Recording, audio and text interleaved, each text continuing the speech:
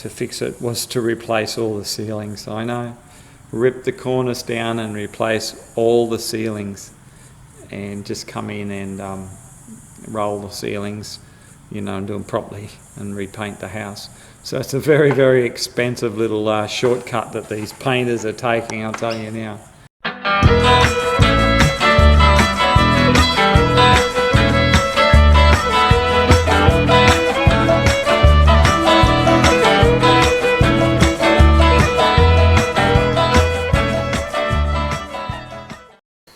Oh, have we got a doozy for you today? I've just started this little job. It's a fill-in job, and I've got a couple of bathrooms to paint. Here's some peeling ceilings in the wet areas.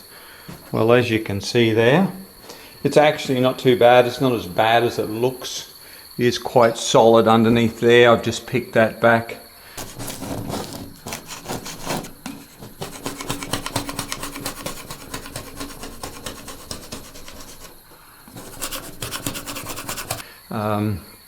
It's actually coming back off the plaster, so which basically tells me, you see the plaster joins there, that they've just sprayed over dust, and they haven't back rolled it, and there's no roller texture at all, so that's what's caused that.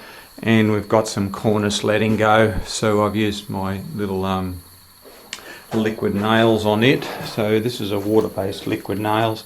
This is the secret weapon. Very good stuff. Now that'll stop these cornice from moving ever again. We might have to do a second application on the next day, but we'll see what happens. There are some joins to be done. I've just picked off some joins. Some paper that's let go, so we'll retape that. There is a corner up here that needs retaping. I'll retape that. Only one side of this one had lifted off, so I'll just be painting that. I'll just be plastering that. Also have another room in here, another bathroom. I've only just got here this morning, so I've basically just covered up the droppies. Put some plastic up, and we should be protecting this stuff here like this, because I will be spray rolling these ceilings. Someone's had a bit of a go at fixing or taping a few areas here. Now they've done a nice job. Whether it's just plastered, I'm not sure. If they've taped it, they've done a really nice job. So we have a little bit of peeling happening up there again in a few spots, but I'll be scratching them back off. That cornice looks like it's letting go there, which I didn't see when I was quoting. And we've got some more cornice letting go here too. We've also got some cracking coming down there, and we've got some cornice dropping off. So once again, that'll be all fixed. I didn't realise that this ceiling was peeling a bit as well. We don't do any gloss work on this house. So my first day today is basic prep. Get these ceilings ready, seal them off. Now we should be using a binder sealer, but I'm too far from the paint shop, and you wouldn't guess what I'm going to be using. It's been used so many times in so many different scenarios. I will be using quick dry oil-based undercoat to sealing off any of these areas up here that are a bit sus, and after I pick them, and then I'll be just putting a thin layer of base coat over that, giving it a sand, and then it'll be ready for the painting. This will have 2 coats of wash and wear up there, a sealer over the plaster patches that I do. So this is the ensuite. It's not too bad. You see, what I've done is I've actually had a light. I've got a light, and I've put it right up against the ceiling, and I can see everywhere that it's peeling. So it's not too bad. Like it's stopping when you're picking it. So that's all good. We had a little bit on a cornice here, but yeah, it's pretty good. We'll seal that off, and then we'll put a little coat of top coat plaster on it.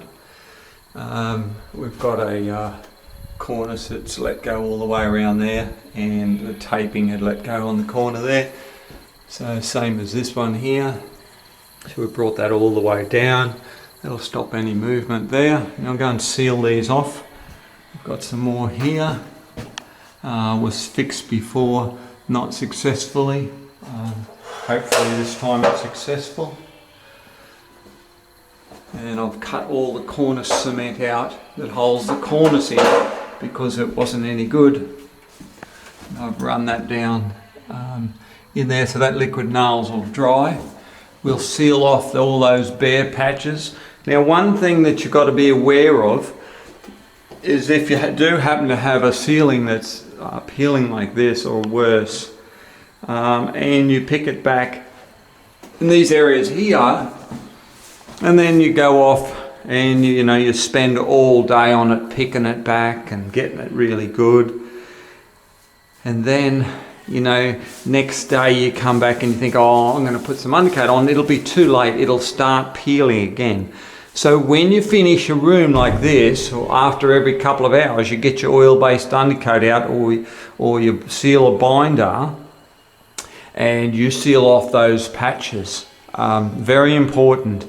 And another thing too with new work, what's happened is when they spray new work, they just spray 2 coats of the ceiling flat on, and it sits on the little porises of the cornice. And as soon as you come in as a repaint and you paint those ceilings and you put your roller on it, and you will break the fibres of the ceiling, and it will start peeling a couple of months later. So just be aware of that. Try and have a clause in your contract for that, because you've left it really good, but what's happened is the original paint job, it wasn't back rolled, forcing the paint into the fibres, and it's basically just sitting on these little hairs, and then when you roll it, you break those hairs and then it'll start peeling. You can eliminate that a little bit by using like a flexible or a semi-gloss or a low sheen paint, and not using a flat paint.